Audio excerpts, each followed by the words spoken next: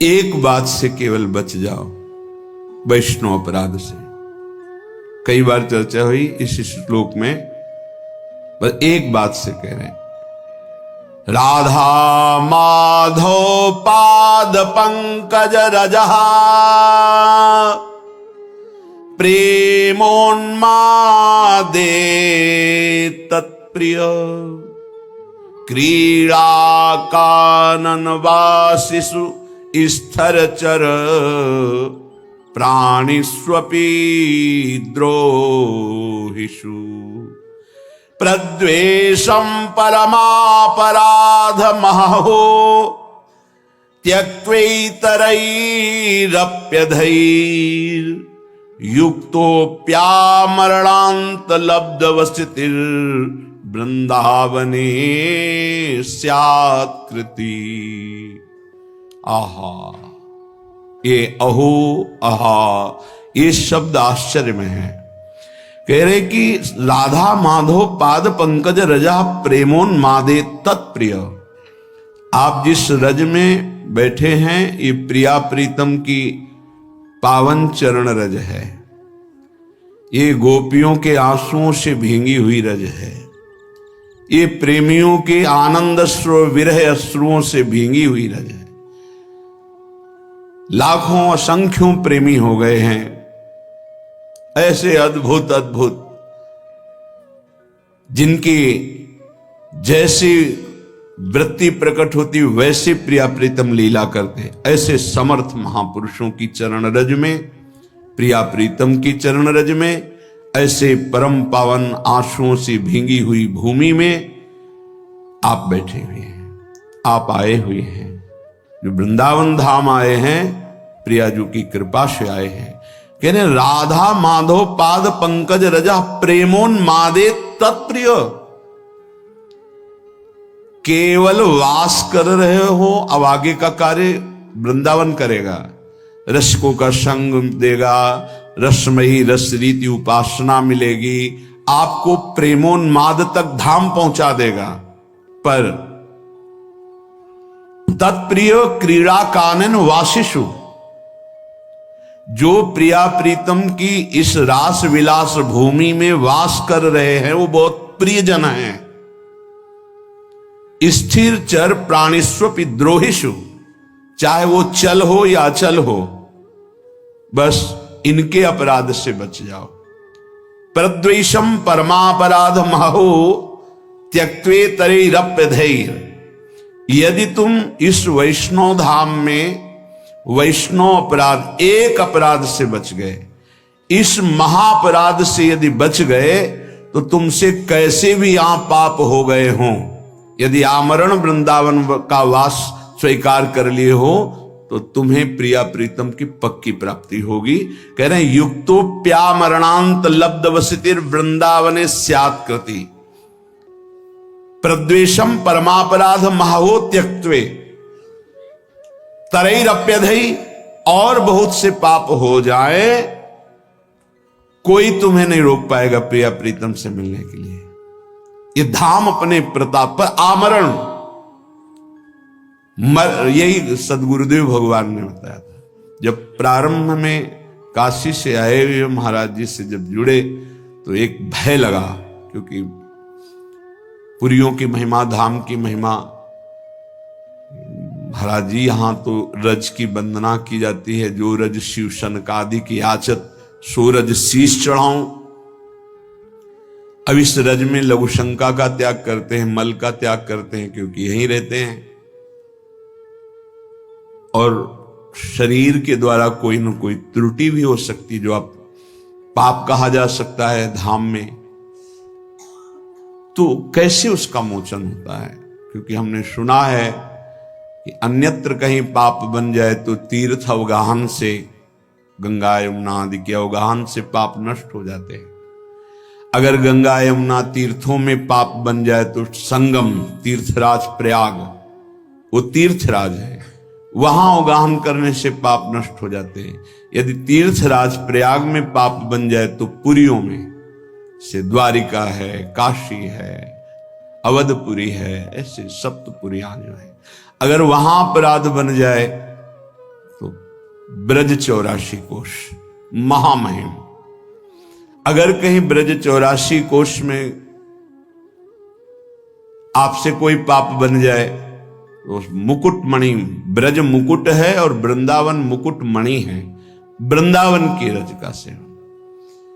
गिरिराज जी की परिकर के ब्रजवासी जन अभी परसों के लग आए थे, तो उन्होंने कहा बाबा गिरिराज जी में रहूं पर जब वृंदावन आऊं तो कुछ विशेष ऐसा क्यों लगे। उनका लाडली लाल नौ किशोर की राजधानी वृंदावन है। जय जय वृंदावन रजधानी, जहां विराजत मोहन राजा, श्री राधा श्री रानी, जय जय वृंदावन रजधानी। से सदा सनातन इक रस जोरी, महिमा निगम न जानी। ये सनातन जोरी है, ये अवतार जोरी नहीं है कि अवतार लिया और अंतर ध्यान, ये सनातन जोरी है।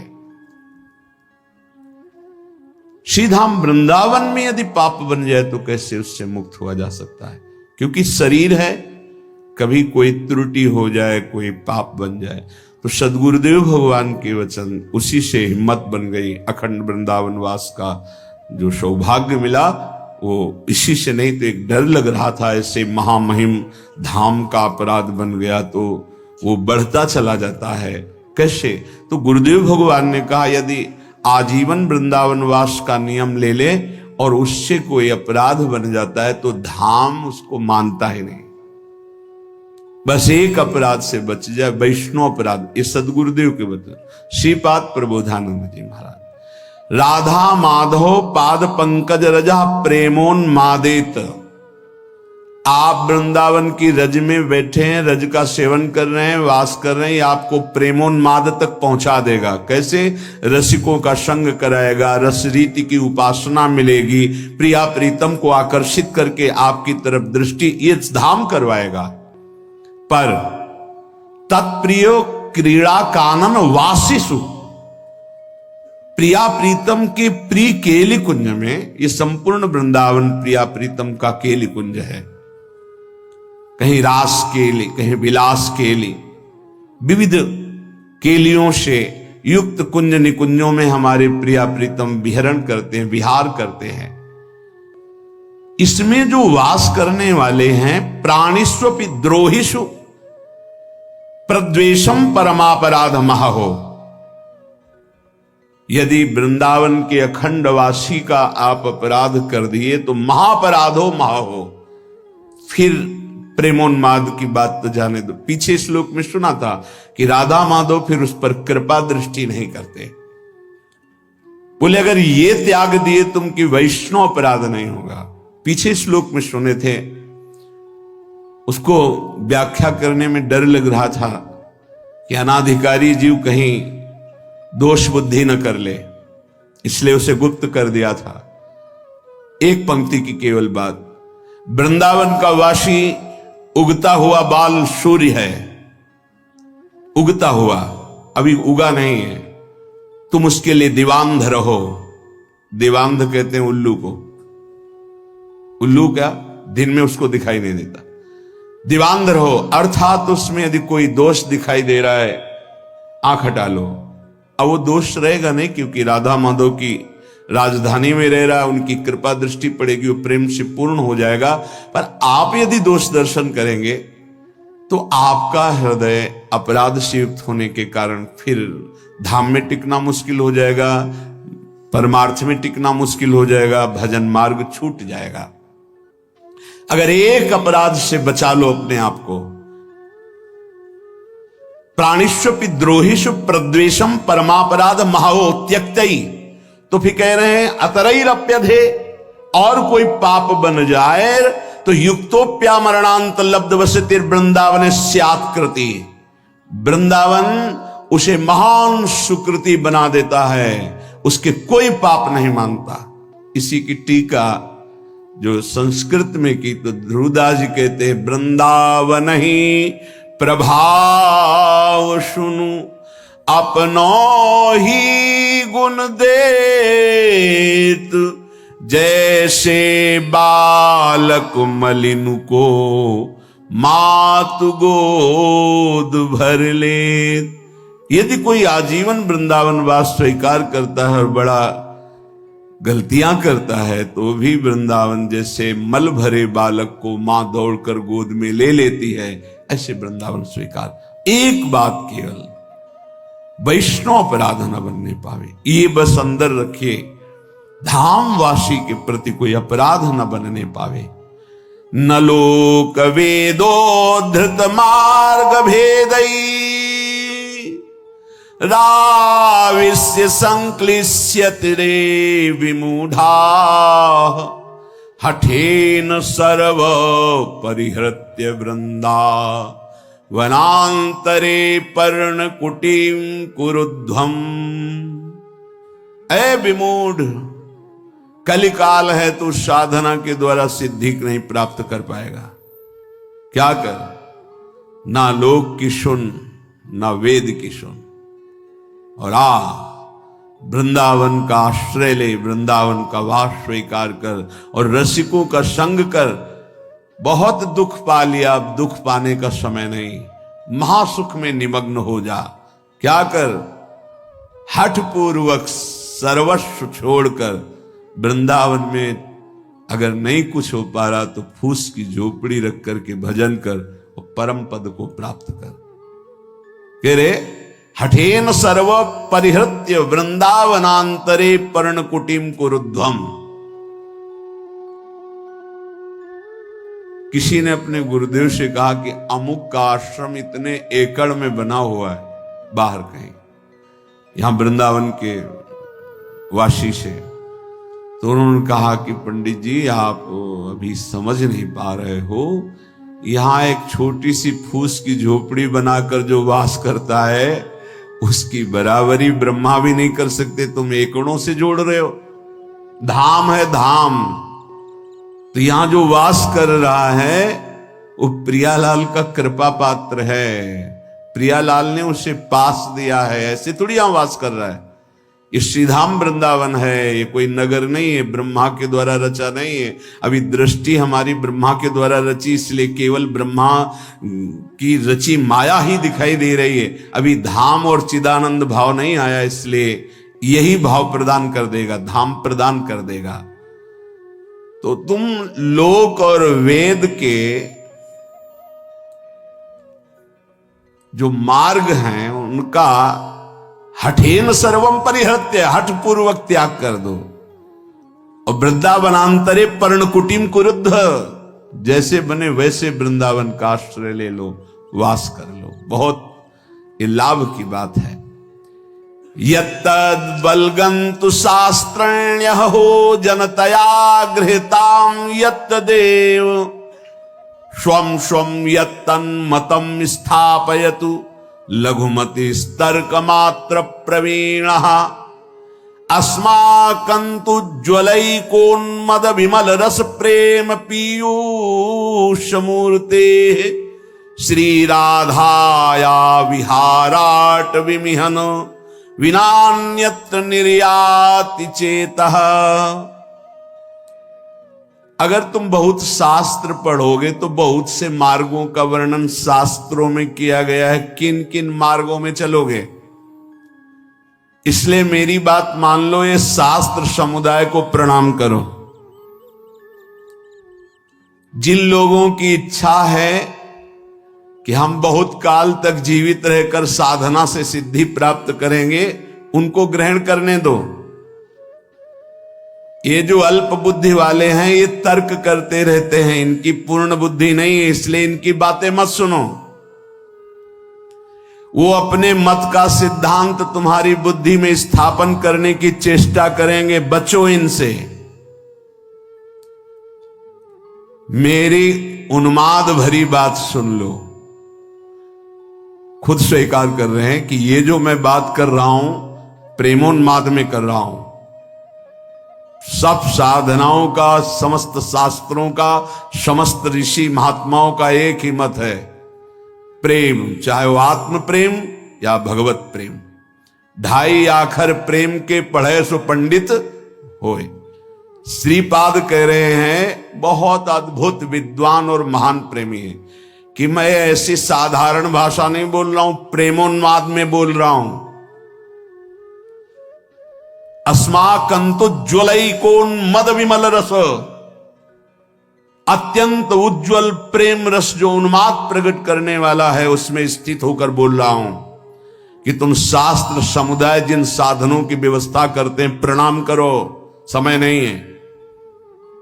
लोगों की जिनकी बहुत भटकने की इच्छा है, उनको भटकने दो। ये जो तर्क करते हैं, क्या है वृंदावन में? बोले अल्पज्ञ हैं, इनकी बात मत सुनो। वो अपने मत का सिद्धांत तुम्हारे दिमाग में बैठा लेंगे, तुम्हें नहीं सुनना है। मेरी उन्मद विमल रसमय प्रेम पीयूष वाणी को सुनो, अमृतमयी। श्री राधा माधव यहां विराजमान है, देख रहे हैं श्रीपाद। ये वृंदावन धाम परम करुणामय है। इसी जन्म में मंगल हो जाएगा, इसी जन्म में भगवत प्राप्ति हो जाएगी। आश्रय ले लो वृंदावन का, और राधा राधा राधा रसमयी श्री स्वामिनी जी के चरणों की आश्रय वृत्ति रस में डुबो ही देगी, मान लो। कल बहुत अच्छा लगा, एक संत भगवान पधारे,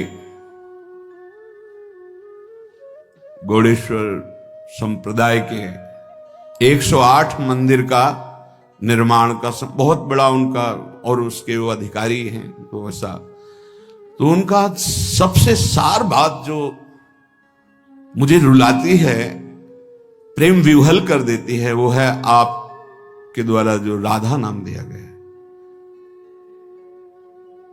वो मैं ऐसे प्रभावित होने वाला नहीं हूं, पर जब हमने देखा कि मेरे श्री कृष्ण राधा राधा रट रहे हैं और बाबा वही कह रहे हैं, बिक गया, बस बिक गया राधा एकदम। ये बात इस बात से ले कि इस बात से कि श्री कृष्ण जब कृपा करते हैं तभी राधा नाम में प्रीति होती है। लाल रंगीलो गाइए, हमारा सिद्धांत है रसवाणी का, लाल रंगीलो गाइए ताते प्रीति रंगीली पाइए।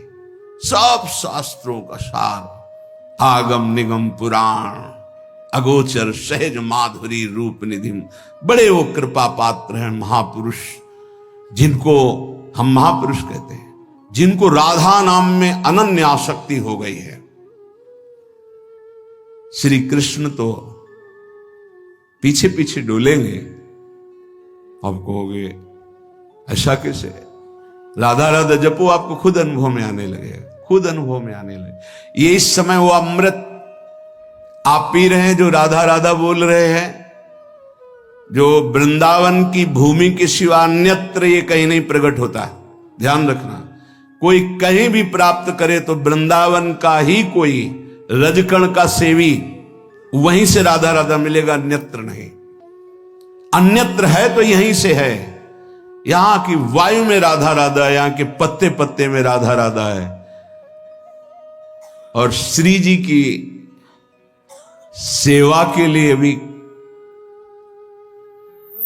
42 लीला में आप सुन रहे थे कि हे प्रियाजू, मेरी एक विनय सुन लो, हा हा हा हा खाऊं। अर्थात यदि आप विनय मानोगी तो ही मुझे वो प्राप्त हो सकता है, ना कर दोगी तो मेरे जो मनोवांछा है वो अधूरी रह जाएगी, मेरे में सामर्थ्य नहीं। क्या आप अपने सेवा में मुझे रख लो, आज मुझे सेवा प्रदान करो। ये बाहर कहीं आप पढ़ेंगे, बाहर कहीं सुनेंगे? ये महल है प्रियाजू का, और यहां जो महल की टहल में है वो सब देख रहे हैं। यहां श्रीपाद को जो रस मिला, बड़े मर्मज्ञ महापुरुष हैं, ज्ञान समुद्र काशी में वास करने वाले अद्भुत विद्वान, अद्भुत वेदांती। जब इनको ये रस मिला वृंदावन का, तब ये कह रहे हैं कि मेरी बात मान लो, यत्तद वलगंतु शास्त्रण्यो जनतया गृह्यताम यत्तदेव। शास्त्र में बहुत से साधन मार्ग वर्णन किए गए हैं, नमस्कार। जो उनको करना चाहते हैं, बहुत समय व्यतीत करना चाहते, करने दो। स्वम स्वम यत्तन मत्तम स्थापयतु, अपने अपने सब मत तुम्हारी बुद्धि में बैठालने की कोशिश करेंगे, लेकिन लघुमति तर्क मात्र प्रवीण, वो छोटी बुद्धि तर्क के द्वारा वो आपको सिद्ध करेंगे कि वृंदावन ही सब कुछ नहीं है। बात बहुत ये सूक्ष्म विषय है। अस्माकंतु ज्वलैकोन मद विमल रस प्रेम पीयूष। मैं ऐसे नहीं बोल रहा हूं, वेदातीत स्थिति में बैठ के बोल रहा हूं। वेदातीत स्थिति अवच्छिन्न अनुरागम लभते, उस प्रेम पीयूष से बात कर रहा हूं, उन्मत्त हो करके कि सब तज वृंदावन का आश्रय लेकर राधा राधा रट, देख तुझे क्या प्राप्त होता है। अब पैसा तो लगा नहीं, इसलिए इसमें कीमत समझ में नहीं आएगी। बहुत सूक्ष्म विषय है।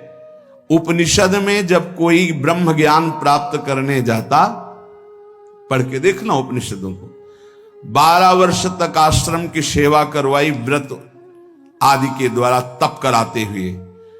छांदोग्य उपनिषद की बात कर रहा हूं। फिर उसमें बोल दिया तुम मन नहीं हो, चिंतन करो। 12 वर्ष के तप के बाद एक शब्द ब्रह्म ऋषि बोला कि तुम मन नहीं हो। फिर 12 वर्ष साधन, तुम प्राण नहीं हो। अपने आप अनुभव हो गया मैं कौन हूं, वो बताना नहीं पड़ा। नहीं नहीं नहीं तो जो है वो। अब यहां 5 मिनट में वो रस की बात सुनने को मिली जो अत्यंत गूढ़ है। तो आपको लग रहा है ऐसी तो रोज बातें होती रहती, प्रवचन की इस कान से सुना निकाल दिया।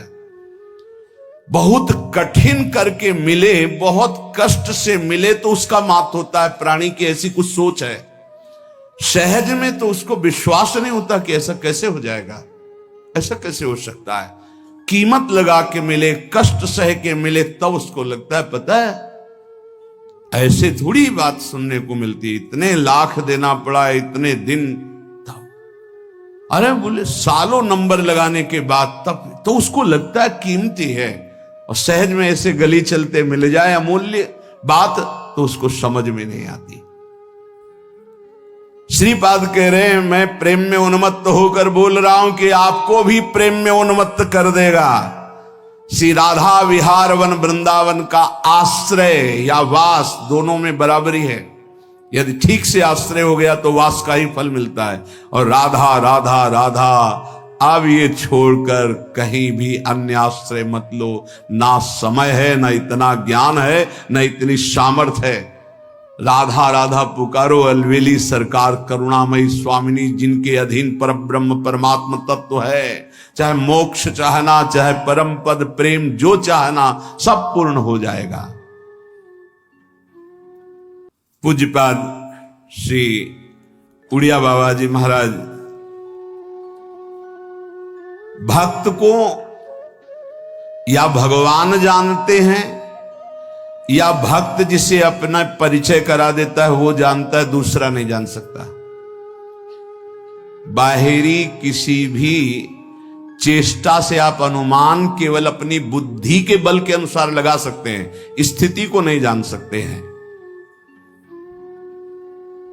केवल विद्वान भक्त को जान जाए असंभव। कि बहुत शास्त्रों का पढ़ा हुआ है तो भक्त को जान जाए।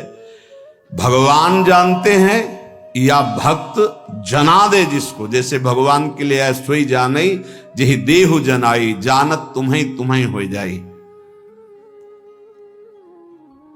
संसारी पुरुषों को हटाने में 1 मिनट लगता है, भक्तों को 1 मिनट, अपने आप हट जाएंगे सब। कबीरदास जी महाराज काशी में विराजमान थे, लाखों की भीड़ जुटने लगी। जब उनका अद्भुत अद्भुत चमत्कार प्रकाशित हुआ तो लाखों की भीड़ जुड़ने।